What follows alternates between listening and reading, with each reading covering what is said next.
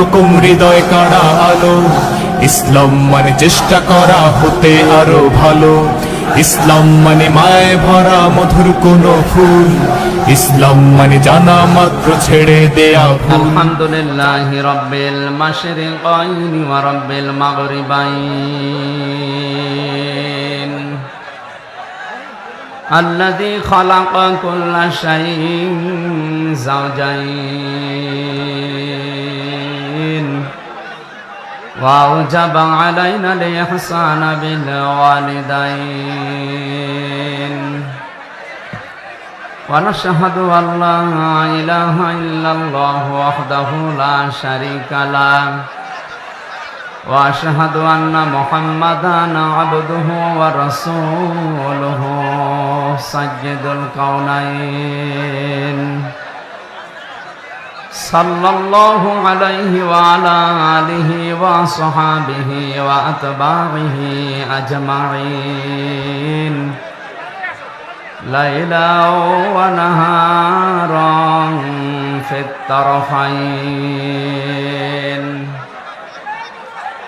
فقد قال الله تعالى في كلامه المجيد وبرهانه التوحيد জবান খুলে পড়েন আউযু বিল্লাহি মিনাশ শাইতানির রাজীম বিসমিল্লাহির রহমানির রহিম وإذ ابتلى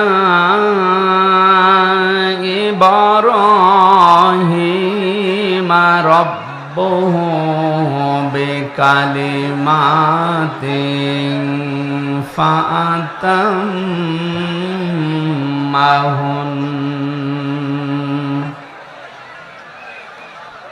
قال إني جاعلك للناس إماما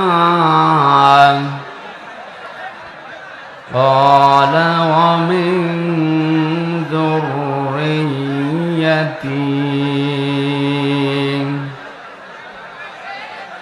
قال لا ينال عهد الظالمين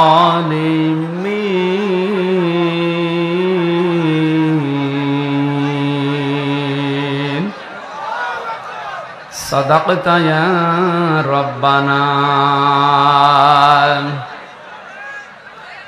عن عبد الله بن مسعود رضي الله تعالى عنه قال قال النبي صلى الله عليه وسلم اتقي دعوة المظلوم فإنها ليس بينه وبين الله حجاب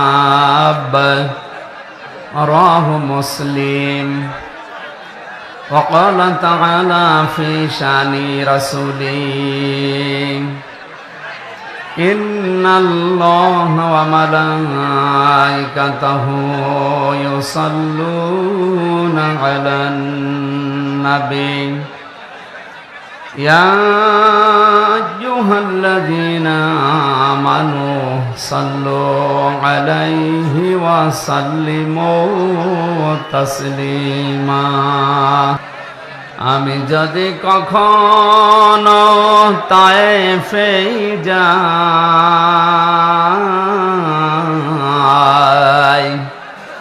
বলবো মাটিকে ডেকে নবীজির খুন ঝরল কোথায় বলে দাও তাই আজ আমাকে প্রতিশোধের দাবানল জ্বালাবো হেথায় বালাগাল উলা বিকামালিহি কাশাফাদ দুজা বিজামালিহি হাসনাত জামিউ খিসালিহি সাল্লু আলাইহি होना ये फूल तो बुलबुल का तरन्नुम भी न हो, जब दहर में कलियों का तबस्सुम भी न हो।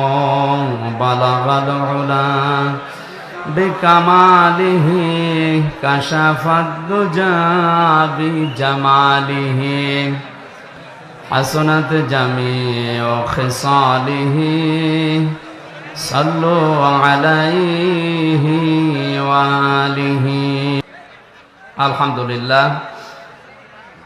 চাঁদপুর জেলার হাজীগঞ্জ থানার অন্তর্গত অলিপুর সিদ্দিকিয়া হাফিজিয়া মাদ্রাসা ও এলাকাবাসীর উদ্যোগে 2 দিন ব্যাপী ঐতিহাসিক তাফসীরুল কোরআন মাহফিলের সমাপনী রজনীর স্বনামধন্য সভাপতি, বিশিষ্ট ব্যবসায়ী সমাজসেবক আমার আরাফাতের ভাই আলহাজ মোহাম্মদ জাহিদ ইকবাল পাঠান, আতালাল্লাহু উমরাহু ওয়া বারাকাল্লাহু ফি হায়াতি, বলেন আমিন।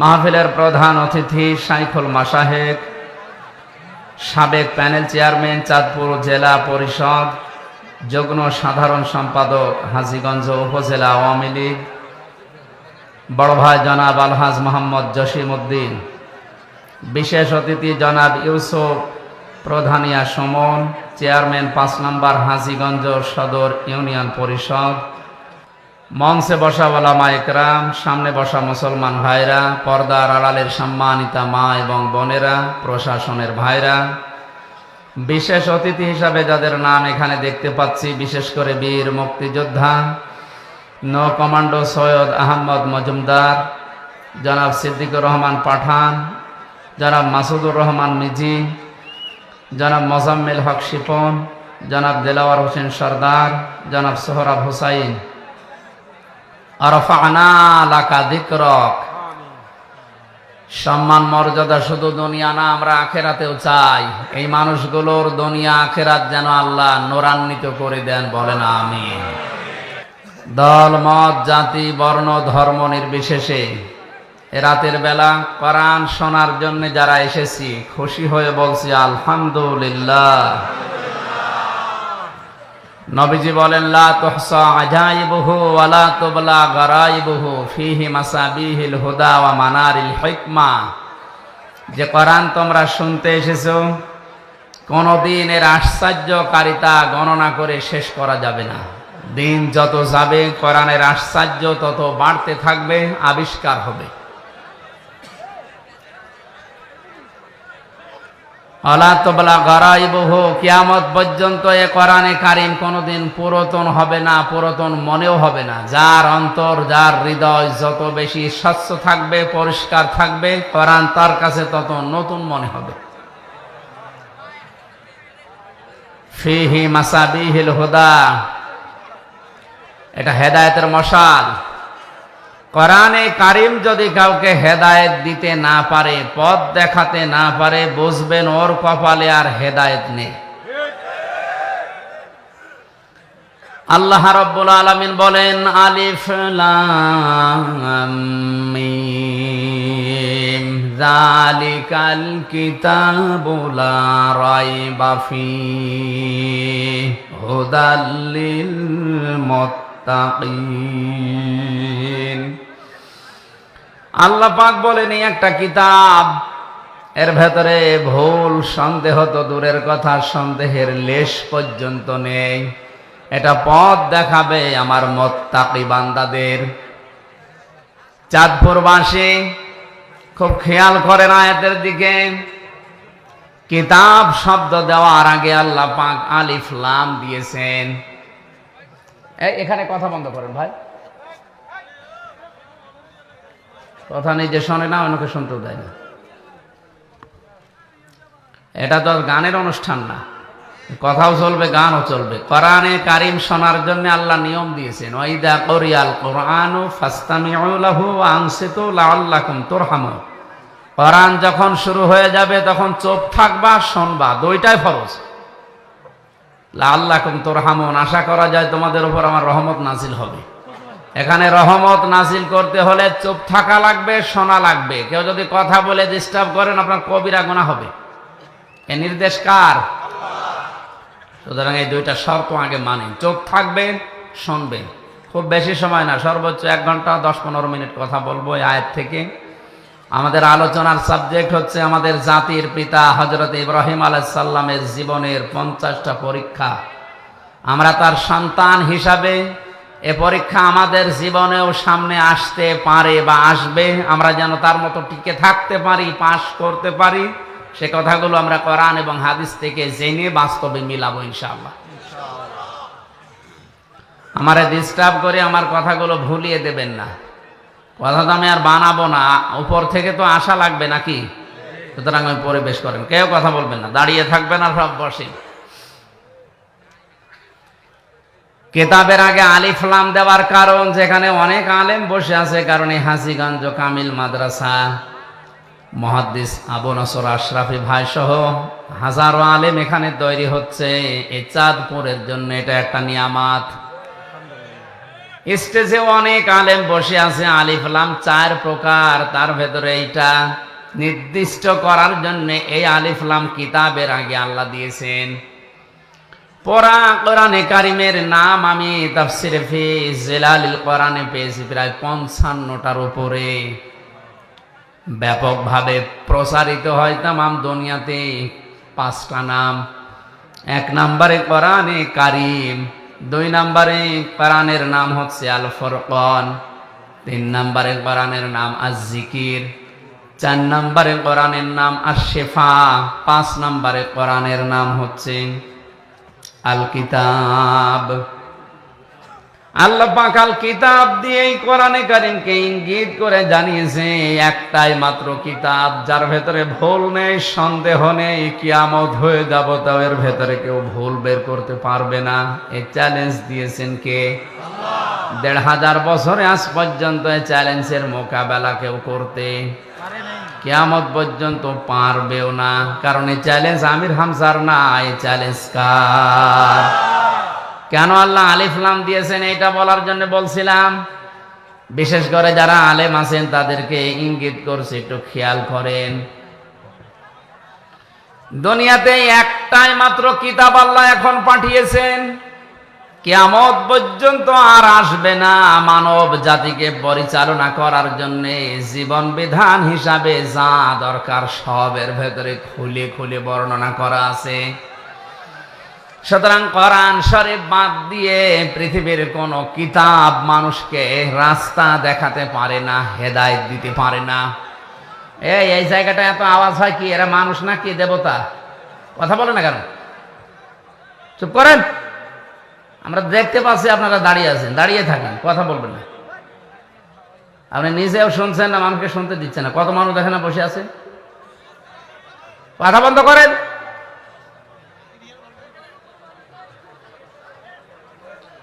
এই এলাকায় স্বেচ্ছাসেবক 2-1 বেশি করে দেন তো।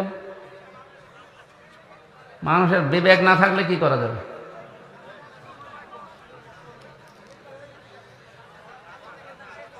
কোরআন শোনার জন্য যে আদব আল্লাহ দিলেন আমি তো আগে বলে নিলাম। আপনি তো এই অনুষ্ঠানে এসেছেন, এটা পুরাটা এখন নামাজের মতো ইবাদত। নামাজে কথা বলা যায় না, এদিক ওদিকে তাকানো যায় না, গল্প করা যায় না, যায় তো এটা যদি নামাজ মনে করে আপনি বসে থাকে, এতে কথা বলেন কেন? 1-1.5 ঘন্টা মনে করবেন আমি নামাজে দাঁড়িয়ে আছি। কারাগারে 3 বছরে আমি তাহাজ্জুদের নামাজে যারা আলেম আমরা ছিলাম, আমরা যা পড়েছি 1-1.5 ঘন্টা 2 ঘন্টা, বিশেষ করে 3:30 থেকে একেবারে আজান পর্যন্ত এই কেটে যেত। বাইরে তো 10 মিনিট নামাজে দাঁড়িয়ে থাকতে পারি না, অথচ 2.5 পারা 1.5 পারা করে 2 পারা করে পড়া লাগতো। মনে করবেন আমি নামাজে আছি, নিস্তব্ধ হয়ে যান, কথা বলেন কেন? চাঁদপুরবাসী সারা বাংলাদেশের লোক আমরা জানি, নোয়াখালী, চাঁদপুর, লক্ষ্মীপুর, কুমিল্লা এই এলাকার মানুষগুলো আল্লাহ ভীরু বেশি। এটা রেকর্ড হচ্ছে, কালকেই সারা বাংলাদেশ ছড়াবে। আপনাদের আচরণ যদি এই দেখে কি বদনাম হবে না? নিজেদের বদনাম নিজেরা করবেন। কথা বন্ধ করো ভাই। কিতাবের আগে আলিফ লাম দিয়ে আল্লাহ এই ঘোষণায় দিয়েছেন, দুনিয়ায় একটাই কিতাব এখন আছে, কিয়ামত পর্যন্ত এটা থাকবে, যেটা মানুষকে হেদায়েত দিতে পারে। আয়াতের ব্যাখ্যায় আমি হাদিস পেয়েছি, নবীজি বলেন মানিত্তাবাআল হুদা বিগাইরিল কোরআন আদাল্লাহুল্লাহ। তিরমিজি শরীফের হাদিস। এক একটা কথার ওজনে দুনিয়ার চাইতেও বেশি। আল্লাহর নবী বলেন কোরআন বাদ দিয়ে পৃথিবীর কোন মানুষ যদি ভালো হওয়ার নিয়তে হেদায়েত পাওয়ার জন্য দুনিয়ার কোন জায়গায় যায় যেখানে কোরআন নেই, এরকম কোন জায়গায় ওর মন ছিল ভালো হওয়ার, কিন্তু আল্লাহ দায়িত্ব নিয়ে ওকে গোমরা বানিয়ে দেবে। আপনি টের পাচ্ছেন কি বললাম? আলেমরা হয়তো টের পিস। শব্দের দিকে খেয়াল করেন, আদাল্লাহুল্লাহ শব্দটা যদি দল্লা ইয়াদিল্লু নবীজি দিতেন তাও তো অর্থ হয়ে যেত, তাহলে বাংলা অর্থ দাঁড়াতো আপনি নিজেই নিজেকে পথ ভ্রান্ত করে ফেলেছেন। কিন্তু আদাল্লাহ শব্দটা বাবে ইফআল থেকে আসার কারণে আদাল্লা ইয়াদিল্লু বাংলা অর্থ দাঁড়িয়েছে আপনি হয়তো ভালো হওয়ার নিয়ত নিয়ে কোনো জায়গায় গিয়েছিলেন, কিন্তু কোরআনে কারিমের কর্মসূচি সেখানে ছিল না, কোরআনের নিয়ম নীতি পদ্ধতি ওই জায়গায় চলে না।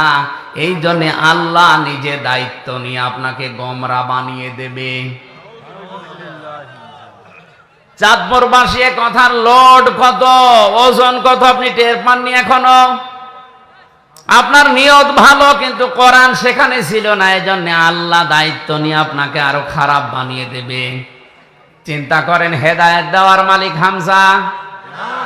আসতে বলেন কে? একচ্ছত্র মালিকানা আল্লাহর। আল্লাহ নবীকেও দেননি। বিশ্ব নবীকে যদি আল্লাহ হেদায়েতের মালিক বানিয়ে দিতেন তাহলে তার আত্মীয় স্বজন চাচা ভাতিজা যারা আছে তাদেরকে তিনি দিয়ে দিতেন, আমাদের পর্যন্ত আসতো না। হযরতে আবু হুরায়রা একদিন লাফাচ্ছিলেন আনন্দ করে। সাহাবীরা বলে, ও কি এত বেশি আনন্দ করো, লাফাও কারণ কি? হযরতে আবু হুরায়রা বলেন, এই মাত্র কোরআনে কারিমের আয়াত নাযিল হয়েছে যে হেদায়েতের একচ্ছত্র মালিকানা আল্লাহর, এটা কোনো নবীর হাতে ফেরেশতার হাতেও আল্লাহ দেননি। আমি আনন্দ করি এই কারণে, আমি তো নবীজির আত্মীয় না। যদি আত্মীয়, যদি নবীর হাতে আল্লাহ হেদায়েতের চাবিকাঠি দিয়ে দিত আমি আবু হুরায়রা পর্যন্ত আসতো না, কারণ তার নিজের আত্মীয় স্বজন যারা আছে তাদেরকে দিয়ে তিনি জান্নাতে নিয়ে চলে যেতেন, আমি বাদ পড়ে যেতাম। যেহেতু আল্লাহর হাতে আছে এই জন্য আমি আনন্দে আছি।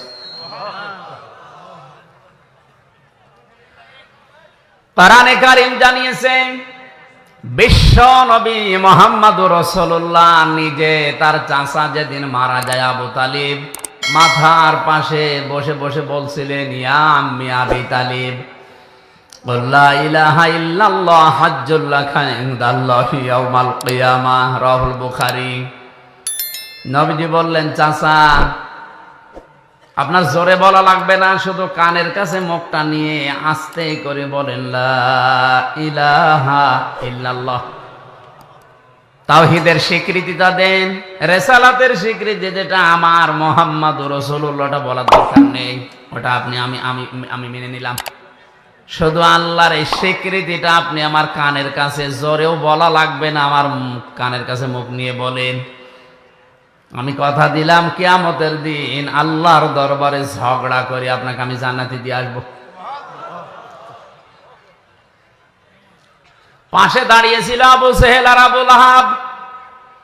আবু সুফিয়ান ডাক দিয়ে বলে, নেতা পড়বা, সারা জীবন বাপ দাদার ধর্ম অনুসরণ করলে এখন ভাতিজার নতুন ধর্ম গ্রহণ করে কলঙ্কিত হবা, মানুষ তোমারে কা পুরুষ বলবে, ভীরু বলবে।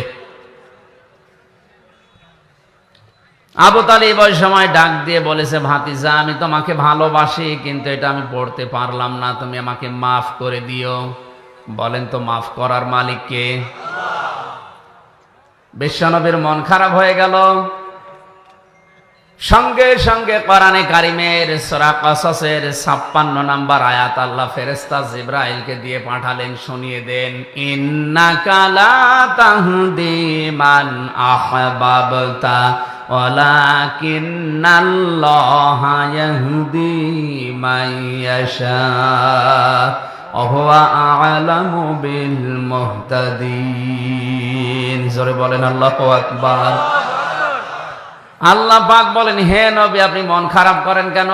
হেদায়েত তো আপনার হাতে আমি দেই নেই যে যাকে ইচ্ছা তাকে দিয়ে দেবেন, বরং এটা আমি আল্লাহ হাতে রেখেছি। আমি যাকে চাই তাকে দান করি। আমি আপনার চাইতে অধিক বেশি জানি যে হেদায়েত পাবে কে। এটা আপনার চাচা আমি জানি, কিন্তু এই লোকটার তো মন নেই হেদায়েত নেওয়ার। আপনি এত চেষ্টা করলেন, আপনার রেসালাতের ঘোষণা পর্যন্ত আপনি দিতে নিষেধ করেছেন যে ওটা দরকার নেই, শুধু তাওহীদের কালেমাটা একটু পড়েন, তারপরও সে পড়ে নাই। এই জন্য আমি আল্লাহ ওকে হেদায়েত দেয়নি। এরপরেও নবীজি তার কবরের পাশে দাঁড়িয়ে দুহাত তুলে মোনাজাত করেছিলেন, রব্বুল আলামিন তুমি দয়া করে আমার চাচাকে মাফ করে দাও। সঙ্গে সঙ্গে জিবরাইল এসে বললেন, হে নবী হাত নামান। কার জন্য হাত তুলেছেন? মা কানা লিন-নাবিয়্যি ওয়াল্লাযীনা আমানু আইয়াস্তাগফিরু লিল মুশরিকিন ওয়ালাউ কানু উলি কুরবা মিন বা'দি মা তাবায়্যানা লাহুম আন্নাহুম আসহাবুল জাহিম। বিবেক যদি থাকে চিন্তা করেন যে নবী জীবনে হাত তোলা লাগে নাই, মনের ভেতরে কামনা আসলে এই মোনাজাত কবুল হয়ে গেছে।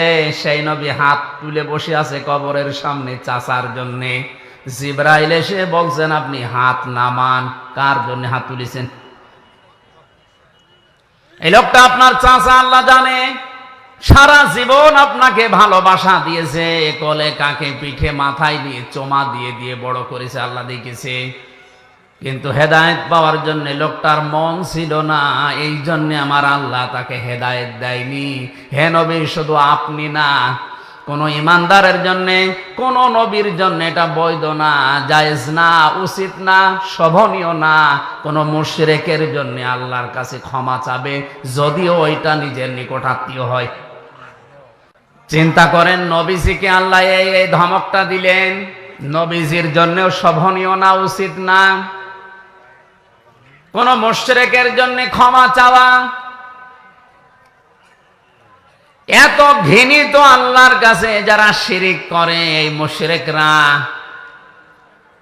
হজে যারা যায় তাদেরকে প্রথমেই এ কথা বলা লাগে, লাব্বাইক আল্লাহুম্মা লাব্বাইক লা শারীকা লাকা লাব্বাইক। হে আল্লাহ, সেই বাংলাদেশের চাঁদপুর থেকে এসেছি, কাফনের কাপড় পরে এসেছি তোমার ঘর, আমি এখন তাওয়াফ করব, আমি হাজির হয়ে গেছি, আমার নামটা তোমার হাজিরা খাতায় লিখে নাও। প্রথমেই ঘোষণা আসে, বান্দা দাঁড়া। কাবার চত্বরে প্রবেশ করার আগেই বলা লাগে, লা শারীকা লাকা লাব্বাইক। তুই বল যে আল্লাহ আমি মুশরিক না, আমি আর যাই করি আমি শিরিক করি না। অথচ তামাম দুনিয়ায় আজ মানুষকে মুশরিক বানানোর পাই তারা চলছে। একজনের নামে একটা সূরা নাযিল হয়েছে কোরআনে কারিমে, তার নাম লোকমান। লোকটা নবীও না, রাসূলও না, একটা সাধারণ মানুষ। তাফসিরে পড়েছি, এত সাধারণ দুনিয়ায় তিনজন কালো মানুষের নাম আমি পেয়েছি। একজন হযরতে মাহজা, হযরতে ওমরের খাদেম ছিলেন, গোলাম ছিলেন। 2 নম্বরে হযরতে বেলাল। 3 নম্বরে এই লোকটা যার নাম বললাম লোকমান। জহব্বারে গে ঠোঁট ছিল একেবারে ঝোলা, ঝুলেছিল ঠোঁট, এত কালো। তাফসিরের ভাষায় এরকম কালো মানুষ দুনিয়ায় ওই 2 জন ছাড়া আর পাওয়া যায়নি। চেহারা ছিল একেবারে উল্টা পাল্টা, চুলগুলো ছিল উস্কো খুস্কো। চেহারার যে বর্ণনা দেখালাম, একবার দেখলে আর একবার দেখতে মন চাবে। আসতে বলেন। অথচ এই লোকটার জন্য 4 পৃষ্ঠার একটা সূরা আল্লাহ কোরআনে কারিমে নাযিল করে তাকে চিরন্তন করে দিয়েছেন। একটাই মাত্র কারণ, তিনি তার সন্তানকে আল্লাহর সাথে শিরিক সম্পর্কে কিছু কথা তাকে উপদেশ হিসাবে বলেছিলেন। وإذ قال لقمان لابنه وهو يعظه يا بني لا تشرك بالله إن الشرك لظلم عظيم। আল্লাহ পাক বলেন, হযরত লোকমান তার সন্তানকে যখন উপদেশ দিচ্ছিল ওই কথাটা স্মরণ করো। তিনি সর্বপ্রথম বলেছিলেন, লা তুশরিক বিল্লাহ, হে আমার আদরের সন্তান, দুনিয়ায় আর যাই করো শিরিক করবা না। কি করবা না? কারণ পৃথিবীর সব অপরাধ আল্লাহ মাফ করে দিলেও দিতে পারে, কিন্তু শিরিকের গুনাহ আল্লাহ মাফ করে না। এইজন্য এটা যেহেতু ভিডিও হচ্ছে, রেকর্ড হচ্ছে, কালকে তামাম দুনিয়ায় ছড়াবে। আমার সামনে এখন মাত্র 50,000 মানুষ না, 750 কোটির উপরে মানুষ আমার সামনে বসে আছে। সবাইকে উদ্দেশ্য করে বলছি, আপনি আর যাই করেন শিরিক করবেন না। এত রাগ হয় আল্লাহর শিরিক করলে।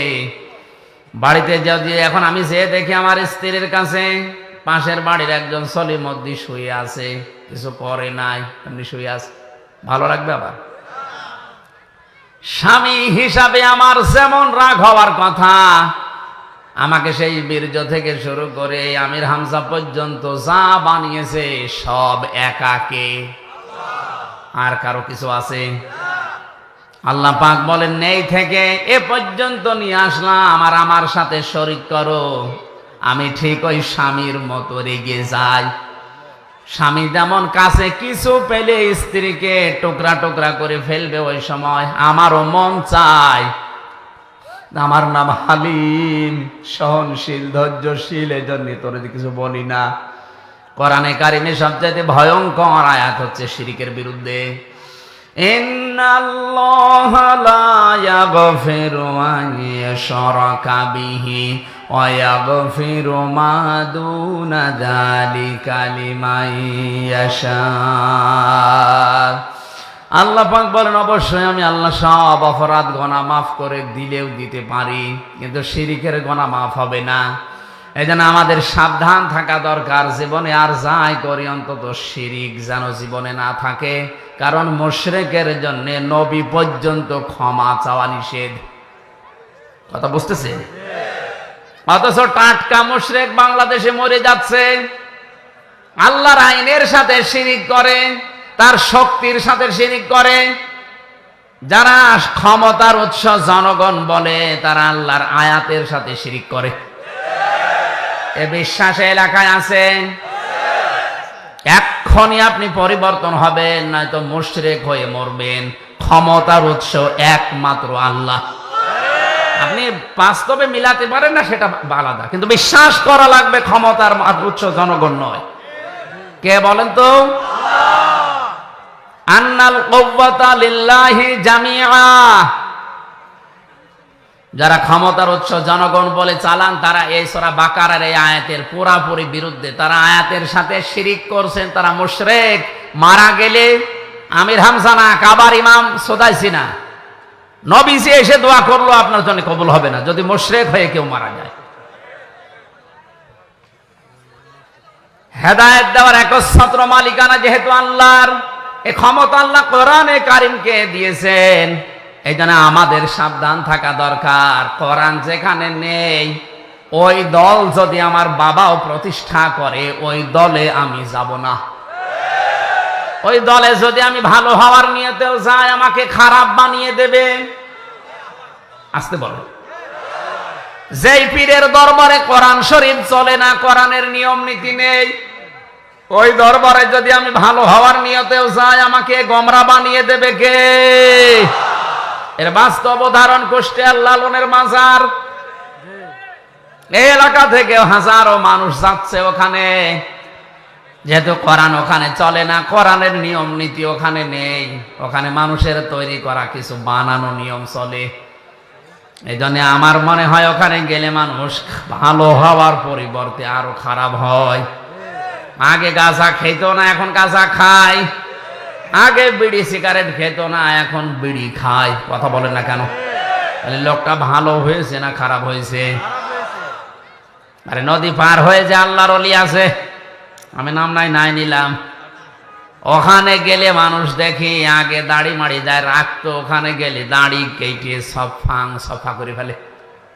তাহলে ভালো হয়েছে না খারাপ হয়েছে?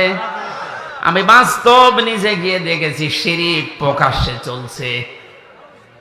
বিশ্ব নবীর দরবারে, নবীজির কবরস্থানে, নবীজির মাজারে, আল্লাহর নবীর রওজায় আমি 16 সালে ঘুরে এসেছি।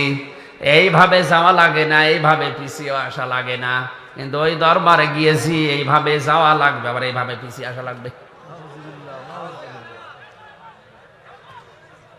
লা তাত্তাখিযুল কুবুর মাসাজিদা, নবীজি বলেন কবরকে তোমরা সেজদার জায়গা বানিও না। আজ হাজারো পীরের দরবারে কবরগুলো মাজার পূজা হিসাবে চলছে। যে কবরে মাজার পূজা চলে, ও কবর ভেঙে দেওয়া আমাদের জন্য একেবারে ওয়াজিব হয়ে গেছে। হাজার বেদাত করে, আর এটা সবচাইতে বেশি চট্টগ্রাম বিভাগে। দিনের নামে, ইসলামের নামে নতুন নতুন জিনিস তৈরি করে এরা ইসলাম বানিয়ে চালিয়ে দিচ্ছে। এই জন্য বেদাত যারা করছেন তারা থামেন। বেদাত করলে নবীজি বলেন বেদাত পন্থী যারা, বেদাত আবিষ্কার যারা করে, সালাম দেওয়া পর্যন্ত জায়েজ নেই। 2 নাম্বারটা এখন বলা যাবে না মোনাজাতের আগে। বলেন আমি মায়ের খাই।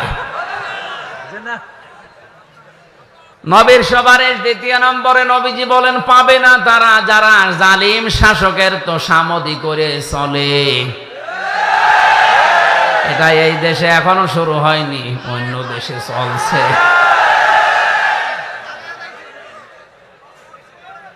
জালিমদের তোষামদি করে যারা চলবে এরা নবীর সুপারিশ পাবে না।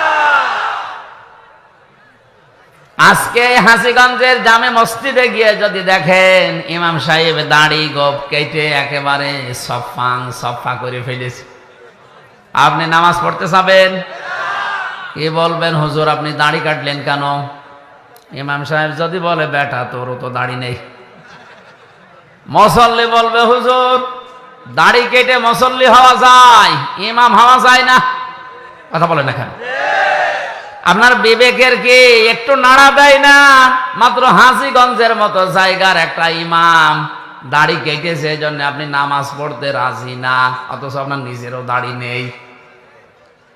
এর পেছনে নামাজ হবে না আপনি এই মনে করে পড়ছেন না, অথচ দাড়ি গোপ কেটে একটা লোক বিশ্ব ওলির দাবি করছে, মানুষ পঙ্গপালের মতো গরু ছাগল নিয়ে ছড়ছে। আর এই কথা বলতে গেলে বলে ও পীর বিরোধী। ও কি পীর? টাটকা শয়তান। হাজীগঞ্জের মতো এতটুকু জায়গার মসজিদের ইমাম সাহেবের দাড়ি না থাকলে যদি নামাজ পড়তে কেউ রাজি না হন, বিশ্ব ওলি যে লোকটা প্রতিদিন সফা করে ওরে আপনি বিশ্ব ওলি মনে করলেও গোনা হবে। এই জন্য হাজারো মানুষ ওখানে ভালো হওয়ার নিয়তে যায়, শিরিক আর কোরআন না থাকার কারণে হাজারো মানুষ আল্লাহ গোমরা বানিয়ে দিচ্ছে।